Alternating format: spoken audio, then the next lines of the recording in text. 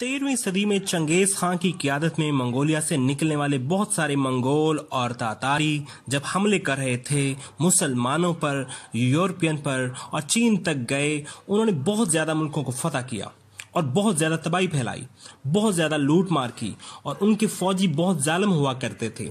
اس دور میں جب انہوں نے تباہی پھیلائی تو یہ خوارزم تک گئے، جو کہ سینٹرل ایشیا کا ایک جنوبی ایریا ہے۔ جب یہ خوارزم تک گئے تو خوارزم کی حکومت بہت تگڑی تھی، لیکن انہوں نے ان کو بھی تباہ کر دیا۔ جب منگولوں اور تاتاریوں نے خوارزم کی حکومت کو تباہ کر دیا تو ایک قبیلہ وہاں سے بھاگا، اور وہ قبیلہ کائی قبیلہ تھا، اور اس کائی قبیلے کے سردار کا نام تھا سلیمان شاہ۔ سلیمان شاہ کے 4 بیٹے تھے، اور جو تیسرے نمبر پر بیٹا تھا اس کا نام ارطغرل تھا، اور ارطغرل غازی ڈرامہ بھی اسی پر بنا ہوا ہے۔ کائی قبیلے کے 400-500 خاندان تھے جو عورتوں، بچوں، جوانوں اور بوڑھوں پر مشتمل ان کے ساتھ جا رہے تھے۔ دریائے فرات کو کراس کرتے ہوئے سلیمان شاہ ڈوب کر انتقال کر گیا۔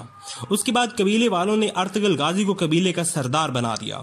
ارطغرل غازی اپنے چھوٹے بھائی کو لے کر سفر کرتا رہا، باقی اس کے 2 بھائی الگ ہو گئے اور یہ ترکی کے علاقوں میں پہنچ گئے۔ وہاں کائی قبیلے نے دیکھا کہ انقرہ میں 2 فوجیں جنگ لڑ رہی ہیں۔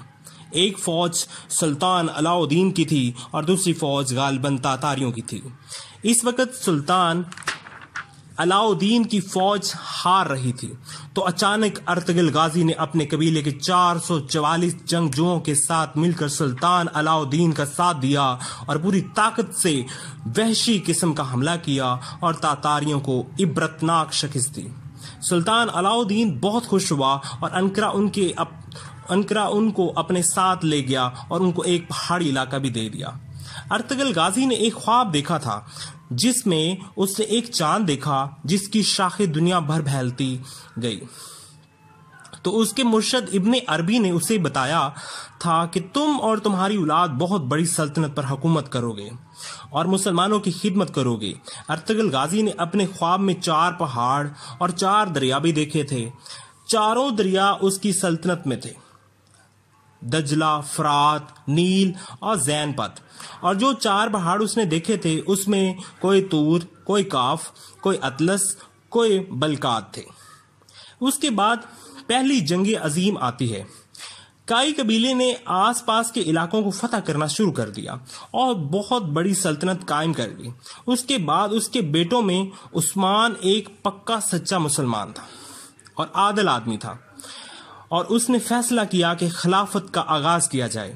اس نے 3 براعظموں تک اپنی سلطنت بنا لی اور خلافت عثمانیہ قائم کی، اور پھر 650 سال حکومت کی۔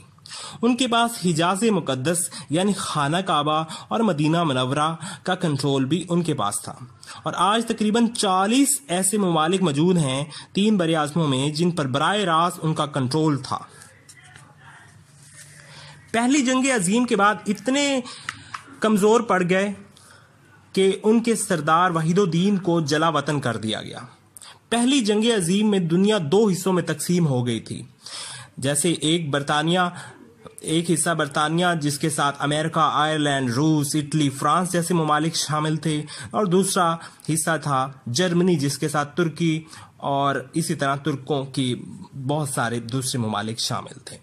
یہ 1914 اور 1922 کے درمیان میں یہ پہلی جنگ عظیم ہوئی۔ پہلی جنگ عظیم کے پہلے 3 سالوں میں تو خلافت عثمانیہ کو برتری حاصل رہی، پھر ان کے پاس دولت ختم ہونا شروع ہو گئی، معاشی طور پر کمزور ہوئے تو ان کو نقصان ہونا شروع ہو گیا، اور 40 ممالک آزاد ہو گئے جن میں سعودی عرب، عراق، شام، مصر وغیرہ شامل ہیں۔ اور پھر ایک معاہدہ ہوا لوزان میں، جرمنی نے کہا کہ ایک معاہدہ کرتے ہیں۔ اس معاہدے کے مطابق جو معاہدے کی شقیں تھیں وہ یہ ہیں کہ معاہدہ یہ تھا کہ خلافت عثمانیہ ختم کر دی جائے گی۔ خلافت عثمانیہ کے جانشینوں کو کچھ کو قتل کر دیا گیا اور کچھ کو جلا وطن کر دیا گیا۔ 3 براعظموں میں خلافت عثمانیہ کے سارے اثاثے ضبط کر لیے گئے۔ ترکی کو ایک سیکولر ریاست بنا دیا گیا، اور یہ طے پایا کہ ترکی میں اسلامی قوانین نہیں ہوں گے، یہاں تک کہ شروع میں یہ تک کیا گیا کہ عربی میں اذان سے بھی روک دیا گیا۔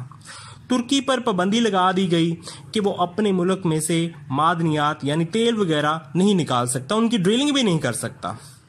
ترکی کے پاس ایک سمندر ہے جو کہ استنبول، جس کا پرانا نام قسطنطنیہ ہے، وہاں ایک بندرگاہ ہے جس کو باسفورس کہتے ہیں، جہاں سے بہت زیادہ تجارت ہوتی ہے، لیکن ترکی پر پابندی لگائی گئی کہ وہ ٹیکس نہیں لے سکتا، رینٹ نہیں لے سکتا جو بھی تجارتی بحری جہاز وہاں سے گزرتے ہیں۔ یہ معاہدہ 100 سال کا معاہدہ تھا، اب یہ معاہدہ 2023 میں مکمل ہو رہا ہے اور ترکی اس معاہدے سے آزاد ہو جائے گا۔ اس لیے ترکی کے طیب اردوان موجود ہیں جو ارطغرل غازی کا ڈرامہ اس لیے لے کر آئے ہیں کہ مسلمان جان سکے کہ ان کی کیا خدمات ہیں اور ان کا کھویا ہوا مقام واپس دلا سکیں۔ اس لیے ارطغرل غازی لازمی دیکھنا چاہیے تاکہ جان سکیں کہ مسلمانوں کے خلاف کس طرح سے صلیبی قوتیں سفارہ ہیں اور مسلمانوں کو یکجان ہونے کی ضرورت ہے۔ آج کے لیے اتنا ہی۔ نیکسٹ ویڈیو میں آپ کو بتاؤں گا کہ اب ترکی کیا کرے گا اور کس طرح سے مسلم ممالک کو اکٹھا کرے گا۔ تب تک کے لیے اجازت دیجیے۔ اللہ نگہبان۔